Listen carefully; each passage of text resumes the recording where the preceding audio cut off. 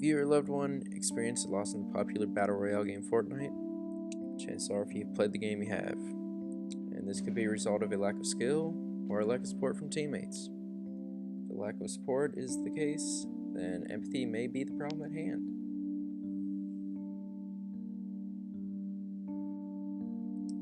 If you Google the term empathy, the definition provided is the ability to understand and share the feelings of another, which I find to be a good general definition for the uses here.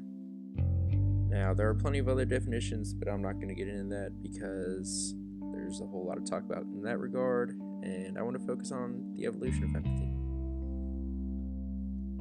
As civilization has progressed and man has, evolved, empathy has also evolved. And as you can see, there's a big difference compared to the beginning of early man to where we are now with technology and everything in modern day.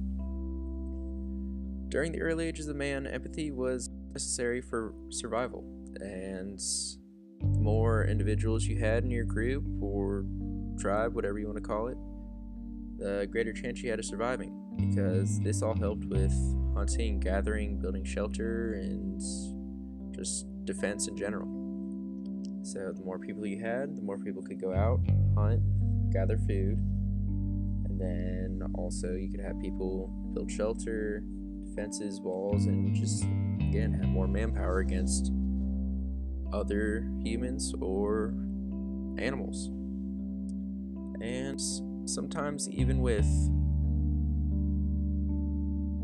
your group of people, they may not have shown the most empathy, and therefore you can find yourself in a situation like this where you're left to fend for yourself while the other goes running off. Now, empathy in the modern day probably looks a lot something like this. You can see this anywhere you go out, and you see people sitting around on their phones, not paying attention to anything but their phone itself. And this isn't always true, but at the same time, it's a great distraction for us. And largely today, empathy is more so in a comforting role for others when they're in distress, and we actually see that when we put our phones down. And it can also serve to advance people in life, if you know the right people, if they can help you out with a job or whatever.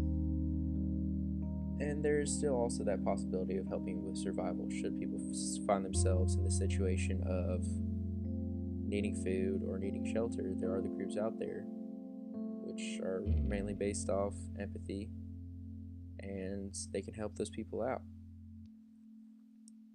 But technology has very much changed how people empathize, and a 2017 study by Arasti, Amigo, and Viandangos looked at the relationship between empathy and the use of Facebook and Twitter. And this result showed that the individuals that used these sites had higher scores in empathy, but their use was also associated with narcissism and low self-esteem.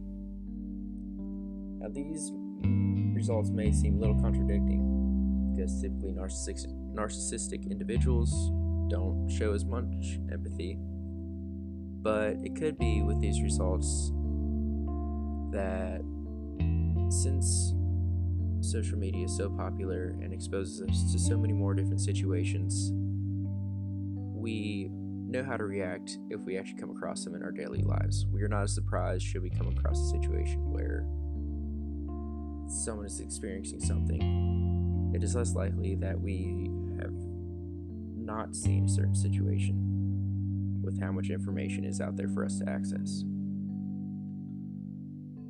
Now, empathy is still and should be still regarded as a very important thing. Obviously, it doesn't not hold as much survival value and may not be seen as necessary as it was back in the day when we needed to empathize to survive and have a greater chance of furthering our lives.